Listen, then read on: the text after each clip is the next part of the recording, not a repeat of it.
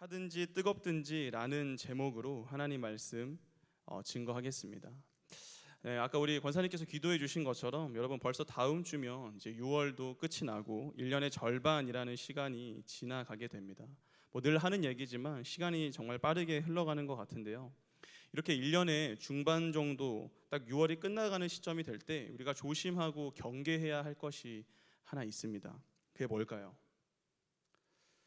점점 무더워지는 날씨일까요? 아니면 매 여름마다 불청객처럼 찾아오는 태풍입니까? 물론 그러한 것들도 우리가 미리미리 대비하고 또 조심해야겠지만 우리가 정말로 조심하고 더 나아가 경계해야 할 것은 바로 영적 나태함입니다. 영적 나태함, 즉 우리가 신앙적으로 굉장히 게을러지고 또 하나님 앞에 열심을 다하지 않게 되는 그러한 상태를 말하는 거죠. 여러분 올 한 해를 시작하실 때 다들 어떻게 시작하셨습니까?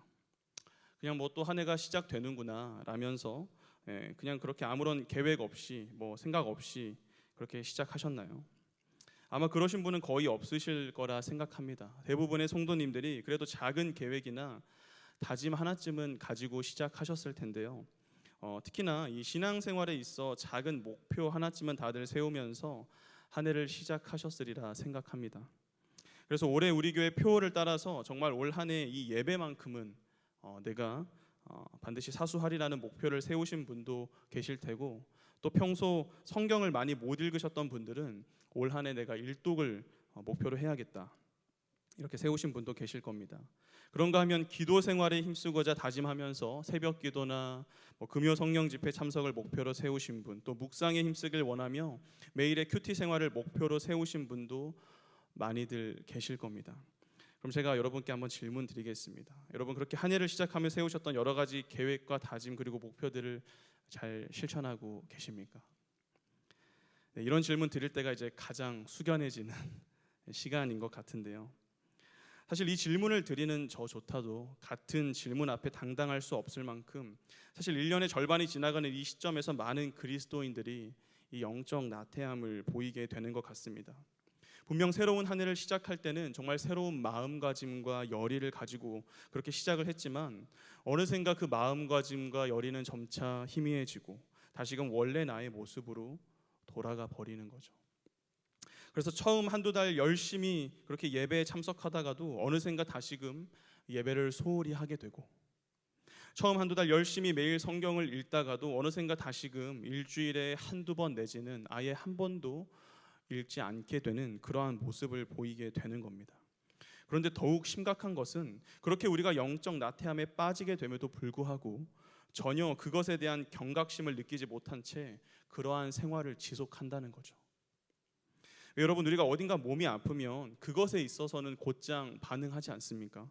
그래서 약을 챙겨 먹는다거나 아니면 병원에 가서 진찰을 받아보는 등 그렇게 몸이 아픈 것에는 경각심을 느끼며 잘 반응하는데 이 영적 나태함에 있어서만큼은 전혀 그렇지 않다는 거죠. 그럼 그 이유가 무엇일까요? 분명 처음 한 해를 시작할 때의 모습과는 다르게 점차 열의를 잃어가며 영적으로 나태해져 감에도 불구하고 왜 우리는 그에 대해 전혀 반응하지 않는 걸까요? 저는 그 원인과 또 그에 대한 해결책을 오늘 우리가 함께 읽은 이 본문을 통해 알 수 있다고 생각하는데요. 바로 소아시아 7교회 중 하나였던 라오디게아 교회에 관한 내용이죠. 이 라오디게아 교회는 요한계시록 2장과 3장에 걸쳐 소개되는 소아시아 7교회 중 마지막 교회로서 예수님으로부터 칭찬이 아닌 책망을 받았던 대표적인 교회였습니다. 그런데 이 라오디게아 교회가 책망받은 그 이유가 바로 오늘 우리가 함께 나누고자 하는 내용, 즉 영적 나태함에 빠졌음에도 불구하고 전혀 그에 대해 반응하지 않는 그 이유와 잘 연결되기에 오늘 이 내용을 함께 살펴보고자 하는데요. 말씀을 통해 왜 우리가 반응하지 못하는지 그 분명한 원인과 더불어 해결책까지 확실하게 깨닫는 시간이 되길 원합니다. 그래서 깊은 수렁과도 같은 그 나태함에서 벗어나 다시금 주님을 향한 열정과 열의를 회복하는 시간이 되시길 간절히 축복합니다. 그럼 먼저 우리가 경각심을 느끼지 못하는 그 이유를 알기 위해 라오디게아 교회가 책망받은 내용을 함께 살펴보길 원하는데요. 우리 본문 15절 말씀을 같이 한번 읽겠습니다. 시작. 내가 내 행위를 아노니 내가 차지도 아니하고 뜨겁지도 아니하도다. 내가 차든지 뜨겁든지 하기를 원하노라. 아멘. 여러분, 예수님께서 라오디게아 교회를 향해 지금 뭐라고 말씀하셨습니까? 네, 너희가 차지도 뜨겁지도 않다라고 하시며 차든지 뜨겁든지 하기를 원한다고 말씀하셨습니다. 근데 여러분, 조금 이상하지 않습니까? 이 뜨겁기를 원한다는 말씀은 곧장 수긍이 되는데 이 차갑든지 하라는 건 잘 이해가 되지 않기 때문이죠. 왜냐하면 보통 이 차갑다는 표현은 긍정적인 의미보단 부정적인 의미로 자주 사용되기 때문입니다. 그래서 우리가 일반적으로 생각할 땐 이 뜨겁다는 것은 하나님을 향한 적극적이고도 열정적인 그러한 모습을 떠올리도록 만들지만, 반대로 차갑다는 것은 굉장히 냉랭하고 열이 없는 그러한 모습을 떠올리도록 만들죠. 그렇게 차라리 예수님이 너희가 뜨겁기를 원한다라고만 말씀하셨으면 고개를 끄덕이며 곧장 수긍했을 텐데, 차든지 뜨겁든지 하라라고 말씀하시니 조금은 의아할 수 있다는 겁니다. 그렇다면 왜 예수님은 차든지 뜨겁든지 하라고 말씀하셨을까요? 이 같은 예수님의 말씀을 우리가 정확하게 이해하기 위해서 당시 라오디게아 지역의 특징을 알 필요가 있는데요. 이 라오디게아 지역은 여러 방면에서 풍요로운 도시였지만 한 가지 단점이 있었습니다. 바로 물이 없었다는 거죠. 땅을 파도 물을 얻을 수 없었고, 그렇다고 높은 산에서부터 물이 흘러내리지도 않았습니다. 반면 이 라오디게아 지역 근처에 있던 두 지역은 물이 풍족하기로 유명한 도시들이었습니다. 라오디게아 북쪽으로 8km 정도 떨어진 곳에 있던 히에라볼리라는 지역은 뜨거운 온천수로 굉장히 유명했고, 또 라오디게아 동쪽에 있던 이 골로새, 잘 아시죠? 골로새라는 지역은 더위와 갈증을 해소시켜줄 아주 시원한 물로 유명했습니다. 그런데 그 사이에 위치했던 이 라오디게아는 전혀 물이 나지 않았기에 아주 길고 긴 파이프관을 통해 남쪽 7마일 정도 떨어진 데니즐리라는 곳으로부터 물을 공급받아야만 했습니다. 그런데 여러분, 그렇게 길고 긴 파이프관을 통해서 물이 오랜 시간 흘러오게 되면 어떻게 되겠습니까? 네, 미지근해질 수밖에 없겠죠. 아무리 시원하거나 반대로 뜨거운 물이었다 할지라도 그 긴 파이프관을 지나면서 물은 점차 식어지고 미지근해질 수밖에 없었던 겁니다. 그래서 라오디게아 사람들은 항상 미지근한 물을 사용할 수밖에 없었고, 그 미지근한 물이 주는 불쾌감에 대해서도 굉장히 잘 알았을 겁니다. 여러분, 한번 생각해 보세요. 요즘 날씨가 이제 본격적으로 더워지고 있는데 지금보다도 훨씬 더 더운 8월의 어느 날, 여러분이 외출했다가 이제 굉장히 갈증의 상태로 이제 집에 돌아와서 테이블 위에 있던 물을 한 모금 탁 마셨는데 미지근한 겁니다. 그럼 어떻겠습니까? 굉장히 기분이 별로겠죠.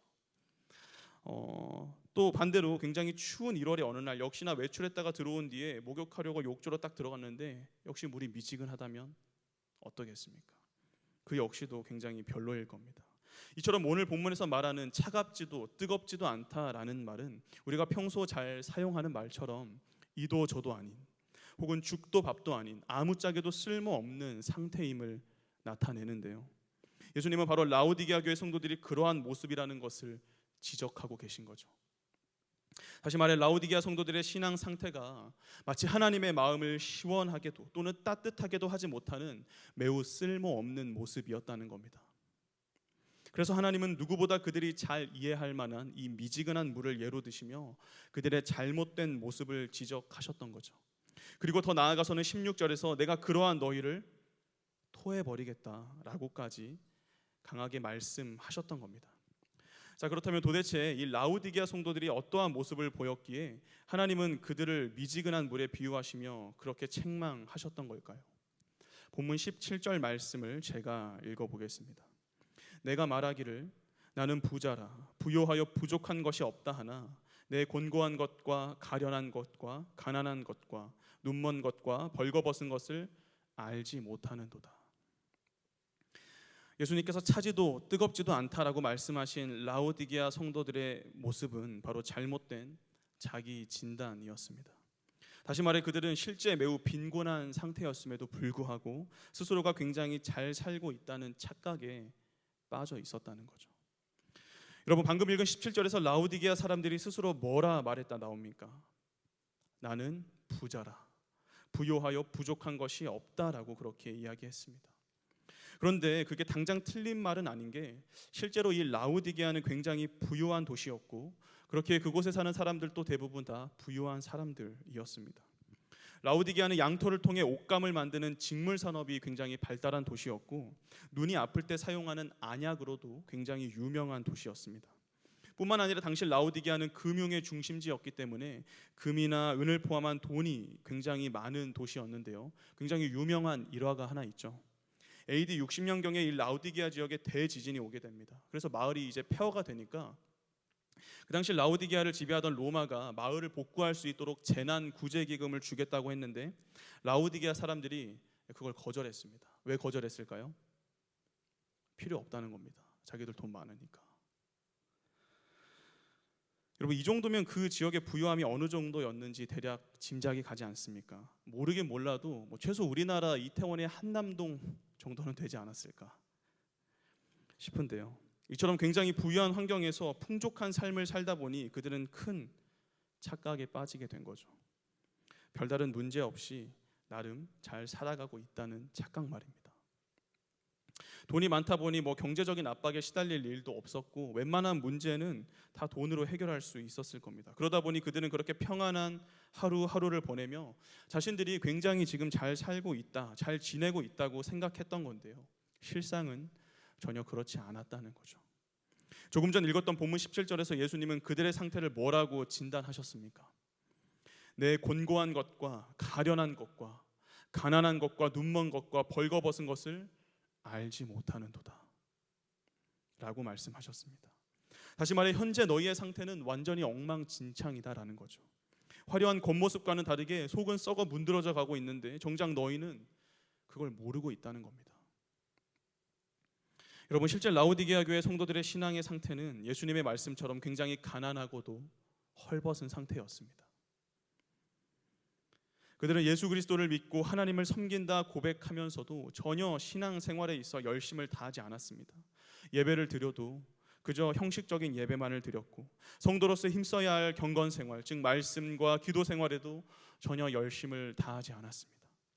그럼 전도야 말해 뭐 하겠습니까? 믿지 않는 자들에게 나아가 복음 전하는 일에도 그들은 한참을 소홀히 했죠.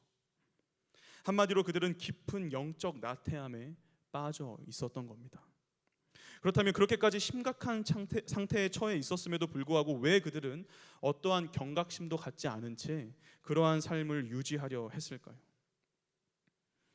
앞서 살펴본 바와 같이 삶에 별다른 큰 어려움이 없었기 때문이죠. 그들은 여전히 부유했고 그 부유함을 통해 별다른 부족함을 느끼지 못했기에 자신들의 영적 상태마저도 괜찮다라고 착각했던 겁니다. 사랑하는 성도님들, 현재 나의 모습이 연초에 그 열정과 열의가 넘쳤던 모습과는 다르게 한참 식어지고 또 영적 나태함에 빠져 있음에도 불구하고 우리가 전혀 경각심을 갖지 않고 돌이키려 하지 않는 이유가 무엇입니까? 라오디게아 성도들처럼 우리 역시도 큰 착각에 빠져 있기 때문입니다. 현재 내 삶이 그렇게 나쁘지만은 않구나, 살만하구나. 우리가 잘 알듯 대적 사탄 마귀는 언제나 수단과 방법을 가리지 않고 우리의 신앙을 무너뜨리고자 합니다.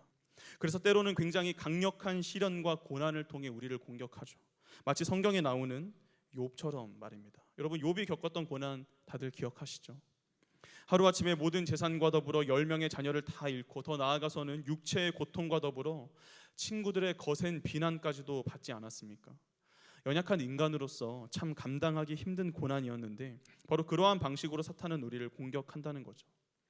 그런데 이 교활한 사탄은 그 반대 방법을 사용하기도 합니다.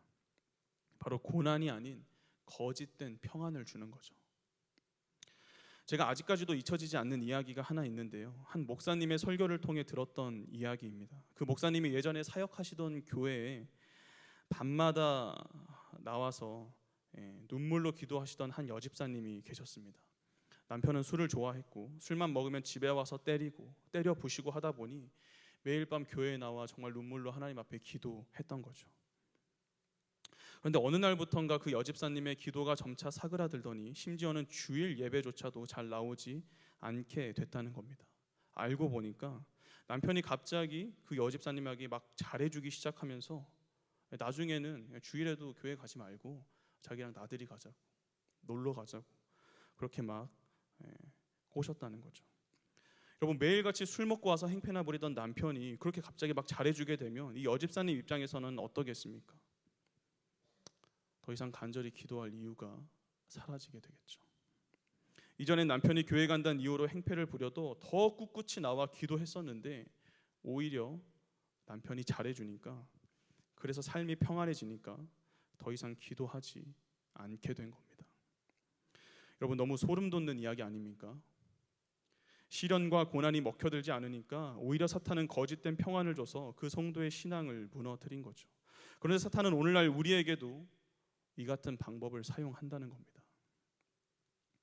우리에게 크나큰 시련과 고난을 주기보단 오히려 사탄은 거짓된 평안을 선사하며 우리로 하여금 착각하도록 만듭니다. 여러분, 현재 나의 모습이 한 해를 시작할 때의 그 열정과 열의가 넘쳤던 모습과는 많이 다르다면 어떻게 반응하는 게 정상이겠습니까?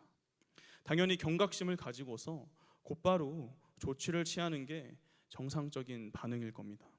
앞서 말씀드렸던 몸이 아플 때 약을 먹거나 병원에 가서 진찰을 받듯이 이 영적인 상태에 있어서도 처음과 다르다면 당연히 그에 상응하는 조치를 취해야 하는 거죠. 하지만 처음 모습과는 너무도 다르게 행동하면서도 우린 전혀 경각심을 갖지 않고 그 어떠한 조치도 취하지 않는다는 겁니다. 왜요? 평안하거든요. 사는 데 있어서 별다른 어려움이 없거든요. 직장 생활도 평안하고 물가가 좀 오르긴 했어도 아직까지는 사업장에 큰 어려움도 없고 자녀들도 말 잘 듣고 건강도 괜찮고 하고자 하는 일들도 나름 다 잘 풀리면서 경제적으로나 관계적으로 또 건강에 있어서도 삶에 큰 어려움이 없다 보니까 착각하게 되는 겁니다. 나 나름 괜찮게 잘 살고 있구나.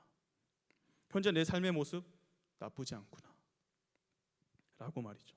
그런데 여러분, 정말 그렇습니까?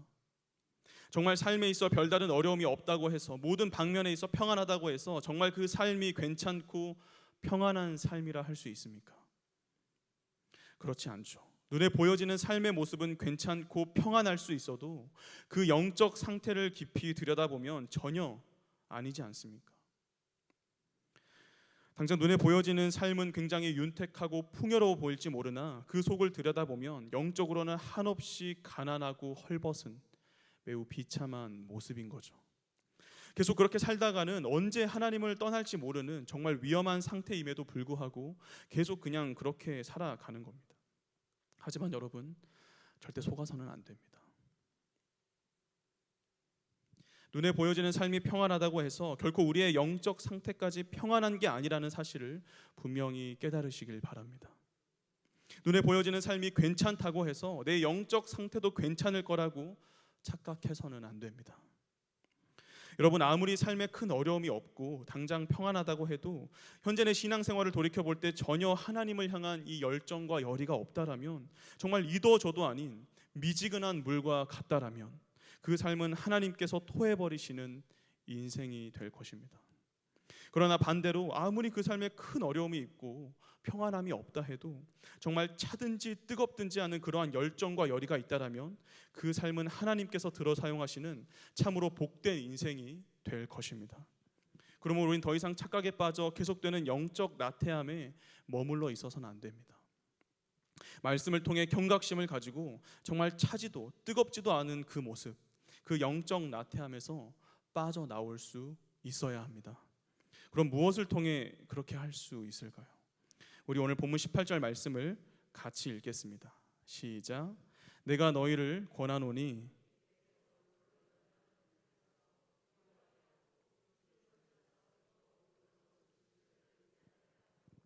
안약을 사서 눈에 발라 보게 하라. 아멘. 예수님은 라오디게아 성도들을 향해 어떻게 행동하는 것이 차든지 뜨겁든지 하여 나의 마음을 흡족해 하는 모습인지를 세 가지로 설명해 주셨습니다. 그 첫 번째가 무엇이었죠? 바로 불로 연단한 금을 사서 스스로를 부요하게 하는 것이었습니다. 그럼 여기서 말하는 이 불로 연단한 금은 무엇이겠습니까?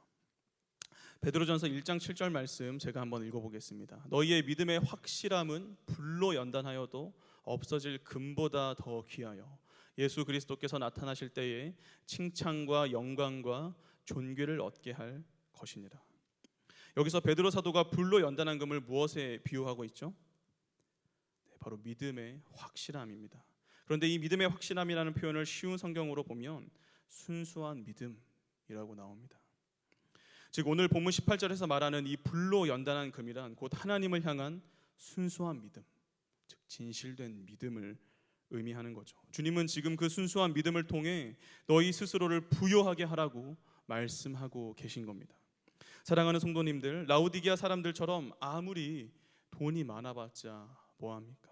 그 돈 가지고 좋은 집, 좋은 차, 풍성한 먹거리와 화려한 옷가지들을 사서 육신은 풍요롭게 할 수 있을지 모르나 그게 전부죠. 그 속을 들여다볼 땐 여전히 영적으로 가난할 뿐인 겁니다. 결코 물질로는 이 영적 가난을 해결할 수 없습니다. 오직 주님을 향한 진실된 믿음만이 우리를 영적으로 부요하게 할 줄 믿습니다. 어떠한 상황에서도 변하지 않는 그 믿음, 내 삶이 물질에 달려있지 않고 오직 주님 손에 달려있다라는 그 순수한 믿음이 우리의 영혼을 더욱 부요하게 만들어서 더욱 주님을 위한 삶, 주님께 드려지는 삶을 살아가도록 만들어 줄 것입니다. 두 번째로 주님은 흰 옷을 사서 벌거벗은 수치를 보이지 않게 하라고 말씀하셨습니다.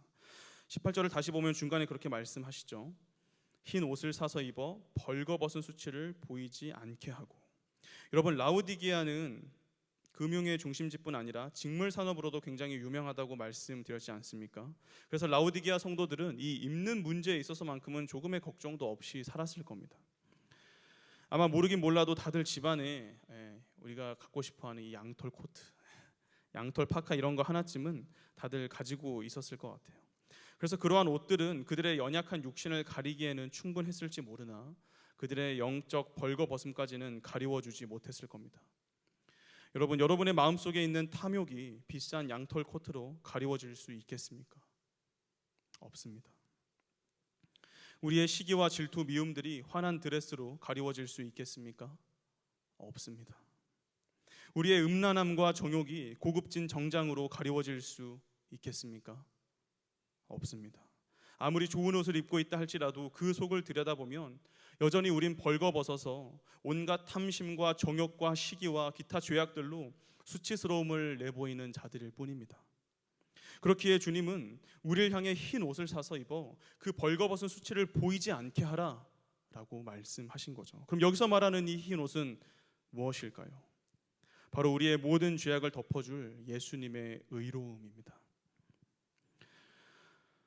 예수님의 그 의로움만이 우리의 모든 탐심과 정욕과 죄악들을 덮어 우리의 모든 수치심을 가리워줄 수 있습니다. 여러분, 예수님께서 사대교회에 보내시는 말씀인 요한계시록 3장 4절에서도 예수님은 흰옷을 입고 나와 함께 다니리니 라고 말씀하시면서 천국에서 예수님과 함께하는 자가 이 흰옷을 입을 것이라 말씀하셨습니다. 그 말은 곧 이 흰옷이야말로 우리가 천국에 들어갈 수 있도록 우리의 모든 불의함을 가리워줄 의로움이라는 것을 말해주는 거죠. 그러므로 여러분, 당장 우리의 육신만을 치장할 그 좋은 옷들에만 만족하며 살아가는 것이 아니라 우리의 모든 죄악된 수치를 가리워줄 그 흰옷, 예수 그리스도의 의로움을 더욱 추구하는 자들이 되시길 바랍니다. 이미 믿음을 통해 얻게 된 의로움이지만 여전히 그 의를 따라 살지 못할 때가 참 많지 않습니까? 세상 사람들이 사는 모습 그대로를 답습하며 성도로서의 삶이 아닌 과거 죄인이었을 때의 삶을 살려 할 때가 참으로 많은데, 그럴 때마다 다시금 주님을 통해 얻게 된 그 의를 추구하며 구별되고자 노력해야 하는 거죠. 그럴 때 비로소 우린 영적으로도 깨끗한 흰 옷을 입은 자로 주님 앞에 당당히 서게 될 것입니다. 끝으로 주님은 안약을 사서 눈에 발라 보게 하라고 말씀하셨습니다. 18절 마지막을 다시 보시면 안약을 사서 눈에 발라 보게 하라. 여러분, 라우디게아 도시는 안약으로도 굉장히 유명한 도시였다고 말씀드렸습니다. 그래서 그들은 눈이 아플 때면 이 안약을 통해 치료했을 테고 다시금 앞을 잘 볼 수 있었겠죠. 하지만 그 안약 역시도 오직 이 육신의 세계만을 잘 보게 해주었을 뿐 영적 세계까지는 보게 할 수 없었을 겁니다. 내 영적 상태가 어떠한지, 얼마나 치열한 영적 전쟁이 이루어지고 있는지 전혀 보지 못한 채 그저 눈에 보이는 세상만을 바라보며 그 세상에 치중하는 삶을 살게 되겠죠. 그렇기에 주님은 안약을 사서 눈에 발라 보게 하라고 말씀하신 건데요. 그럼 이 말씀이 의미하는 바는 무엇이겠습니까? 바로 영적 세계를 바라보며 판단할 수 있는 영적 분별력을 지니라는 말씀이죠. 이사야서 6장 9절 말씀 제가 읽어보겠습니다. 여호와께서 이르시되 가서 이 백성에게 이르기를 너희가 듣기는 들어도 깨닫지 못할 것이요 보기는 보아도 알지 못하리라 하여. 이 말씀은 하나님이 이사야 선지자를 통해 이스라엘 백성들에게 전하신 말씀입니다. 분명 이스라엘 백성들은 하나님께 선택받은 민족이었음에도 불구하고 하나님께서는 그들이 듣기는 들어도 깨닫지 못할 것이고 보기는 보아도 알지 못할 거라고 말씀하셨습니다. 그럼 그 이유가 무엇이겠습니까? 하나님의 도우심 없이 인간의 귀와 눈만으로는 결코 어떠한 주의 말씀도 깨달을 수 없기 때문이죠. 아무리 눈에 좋은 안약을 쓰고 그래서 시력이 좋아져도 결코 육신의 눈만으로는 영적 세계를 바라볼 수 없는 겁니다. 그렇게 우리는 다른 수단을 통해 이 영적 분별력을 지녀야만 하는데요. 그 다른 수단이 무엇이겠습니까? 말씀과 기도인 줄 믿습니다. 이 말씀과 기도가 우리의 영적 안약이 돼서 우리로 하여금 영적인 세계를 볼 수 있도록 만들어 줄 겁니다. 날마다 하나님의 말씀을 읽고 묵상하며 또한 간절히 기도할 때 비로소 우린 영적 세계를 바라보면서 단순히 눈에 보이는 이 세상만이 아닌 하나님 나라를 바라보며 그 하나님 나라를 위해 살아갈 수 있게 될 것입니다. 말씀을 정리하겠습니다. 6월 말 1년의 중반이 지나가는 이 시점에서 과연 우리 성도님들은 잘 지내고 계십니까? 스스로 생각할 때 잘 지내고 있는 것 같다면 그 기준은 무엇이었습니까? 혹시라도 눈에 보여지는 평탄한 하루하루가 그 기준이셨다면 어서 빨리 사탄의 속임수에서 벗어나실 수 있길 바랍니다. 그리고 오늘 이 말씀을 통해 우리를 책망하시는 주님의 음성에 귀 기울이실 수 있기를 바랍니다. 여러분, 오늘 보면 19절에서 예수님이 뭐라고 말씀하셨습니까? 물은 내가 사랑하는 자를 책망하여 징계하노니. 다시 말해 주님은 여전히 우리를 너무도 사랑하셔서 우리를 미워하시는 게 아니라 정말로 우리를 사랑하셔서 우리에게 이 같은 말씀을 해 주신다는 거죠. 그러므로 우리는 어서 빨리 이 미지근한 신앙, 곧 영적 나태함에서 벗어나 정말 주님의 마음을 시원하게 또는 따뜻하게 해드릴 수 있는 그 열심을 회복해야 합니다. 그동안에 나태해졌던 모습을 철저히 회개하며 주님의 도우심을 구해야 할 줄 믿습니다. 우리 끝으로 본문 20절과 21절 말씀을 같이 읽겠습니다. 시작. 볼지어다 내가 문 밖에 서서 두드리노니 누구든지 내 음성을 듣고 문을 열면 내가 그에게로 들어가 그와 더불어 먹고 그는 나와 더불어 먹으리라. 이기는 그에게는 내가 내 보좌에 함께 앉게 하여 주기를 내가 이기고 아버지 보좌에 함께 앉은 것과 같이 하리라. 아멘. 오늘 말씀에 순종함으로 우리가 다시금 열심을 다하게 될 때 우린 주님과의 그 풍성한 교제를 다시금 회복할 것입니다.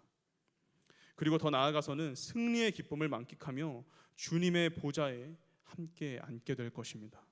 그러므로 사랑하는 우리 수원동부교회 성도님들, 오늘 차든지 뜨겁든지 하라는 이 주님의 말씀을 가슴에 깊이 새기셔서 남은 한 해 더욱 주님을 위해 열심히 살아가시는 저와 여러분 되시길 주님의 이름으로 축복합니다.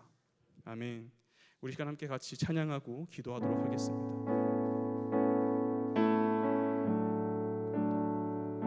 우리 오늘 말씀을 깊이 가슴에 새기며 함께 찬양하길 원합니다. 주께 가까이, 주께 가까이 날 이끄소서. 간절히 주님만을 원합니다. 채워주소서. 주의 사랑은 진정한 찬양 드릴 수 있도록. 우리 다시 고백합니다. 주께 가까이, 주께 가까이 날 이끄소서. 간절히 주님만을 원합니다.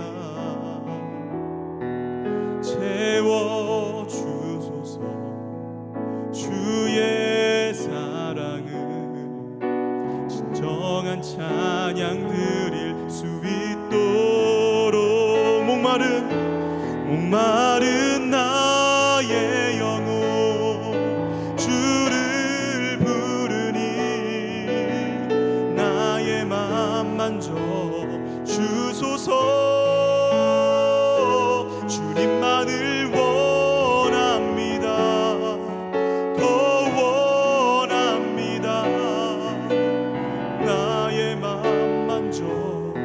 간절한 마음을 담아 처음부터 다시 고백합니다. 주께 가까이, 주께 가까이, 아멘. 날 이끄소서. 간절히 주님만을 원합니다.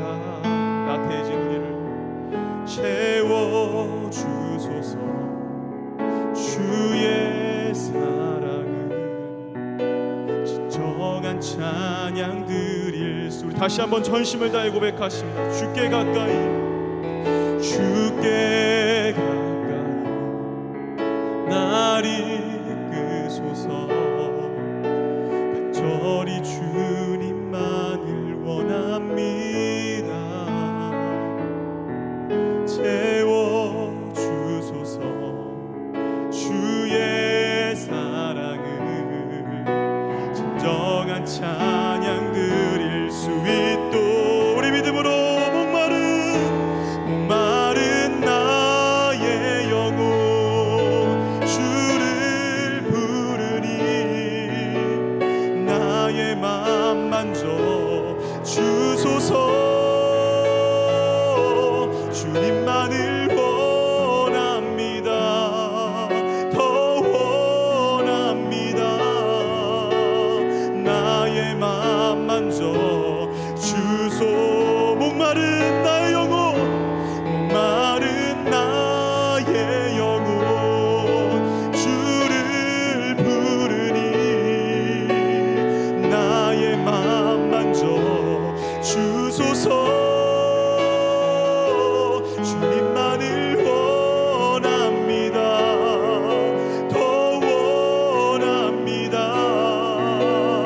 나 우리 정말로 간절한 마음을 담아 한번 더 고백합니다. 목마른 나의 영혼, 목마른 나의 영혼 주를 부르니 나의 맘 만져 주소서. 주님만을 원합니다. 더 원합니다. 나의 맘 만져 주소서. 우리 시간 말씀을 붙들고 기도할 때 하나님, 미지근한 신앙, 그 영적 나태함에서 벗어나 다시금 주님을 향한 열심을 회복할 수 있게 하여 주시옵소서. 눈에 보여지는 평탄한 삶에 속아서 주님과 점점 더 멀어져만 갔던 나를 용서해 주시고 차든지 뜨겁든지 하라는 그 말씀을 가슴에 새기며 날마다 다시금 열심으로 살아가는 내가 되게 해달라고 우리 시간 간절한 마음으로 같이 기도하도록 하겠습니다. 주여